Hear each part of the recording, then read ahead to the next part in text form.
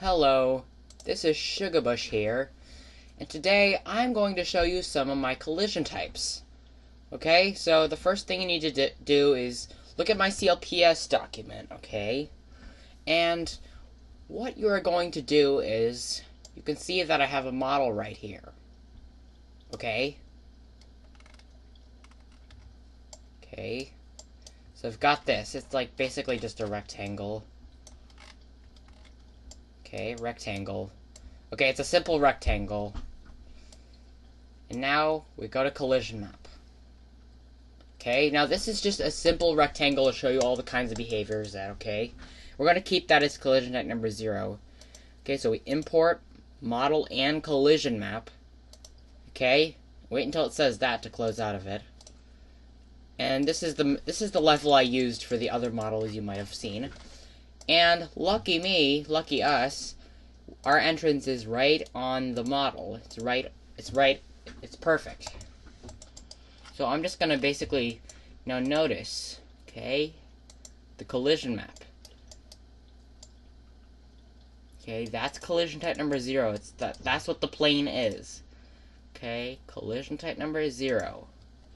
And now we go to the CLPS collision type number 0, and this is what we're going to be editing. So I've shown you already one behavior, which is behavior 20, which I set already there. Okay, so the next one I'm going to show you is behavior 11. Okay, it says that again, but I'll show you what I mean in just a second. So you set the wind path ID to 0. Okay. Okay. Oh wait, actually, let me just do one thing. Okay, so wind path ID. Okay, if you set the wind path ID, and you need to, let me show you this. So you set the wind path ID on here. Okay, and that path ID is the direction that this model, that this plane will be pulling you in. But we have to create our path.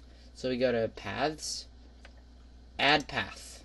Okay, we just really need to have 2 path nodes. It doesn't really matter where they're placed. What matters is that if they're like. Okay, so we just added 2 path nodes. We go to 1. That's the direction I want it to be in. Okay, it's from this one to that one. That's the end. Okay? So that's what it is, basically. And that will be the path ID. And now, let me test it out in the game. So, first things first, I gotta make this warp, if it doesn't. Okay, so it already does go to One's Fortress. Now, we're gonna test it out in the game, like I said. Okay. Yeah, don't worry about that ROM header invalid thing. It's probably gonna give you that at one point or another in the ROM hack. So don't try to mess around with that, because it's probably gonna give you that at some point during your ROM hacking. Okay, so we're gonna go into the warp. Okay. So let's see what happens. Wait. Okay, so as you can see, I'm being pulled in the direction. But where's the animation and sound?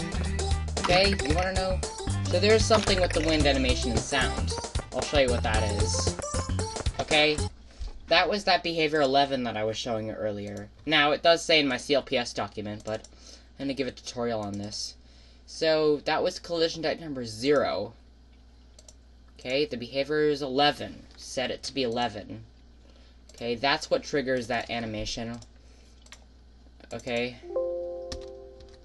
And notice how after you've edited it. Oh, okay, never mind. Just try that. Okay, never mind about what I was saying. Normally it would give you the save state. It doesn't match the save state. Normally after you edit the game, that happens because you usually have to. It's just best to reset the ROM. Okay, you may not understand what I'm saying, but okay. Anyway, here. And now you can see the animation and sound. Now you can see this animation and sound is triggered. That was behavior 11. Okay, that's behavior 11 that's doing that. Okay? And now, I'm going to show you one more thing. Okay, one more thing.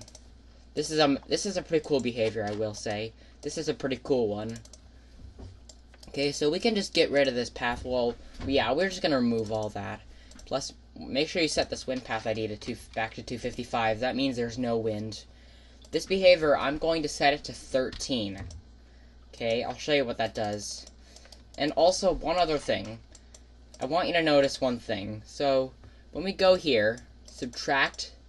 So you like, I'm just going to make this 1.5z, and notice that it moved that direction. Note it. Note that, because you spawn around here. That's the edge that you're closest to. You want to look up. Notice that. Okay? Just wanting you to. Then, okay. So basically, you have to, like, behavior 13 is what triggers that ability to enter the question mark switch. But it's hard-coded so that you have to look up directly in the negative z direction. As in, like, you have to look in whichever direction that entrance just moved. You have to look up in that direction. Because I subtracted z. Do you see that? Okay. So now watch this. But also, do keep in mind that you do need to have 14 stars as you do in the default game for it to actually work. Don't think the light beam does that. That is not what triggers it. That is behavior 13. Okay? So let me show you one thing. I don't know if it works in this course. We'll find out. Okay, I don't know what to do, but whatever. So anyway. There! Notice that, let me show you, like, let me just show you that one more time, because I want to make sure you know that I looked up in the negative z direction.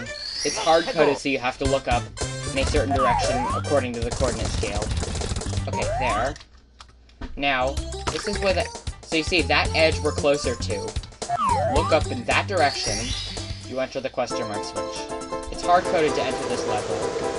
I don't know what happens I think it's just like this model. Like, even if you make it a different act selector ID, it's just like this model. It's hard-coded. There are some things in the game that are hard-coded. Like that behavior. Okay? So, that's mainly those behaviors. And now, I'll see you in the next tutorial.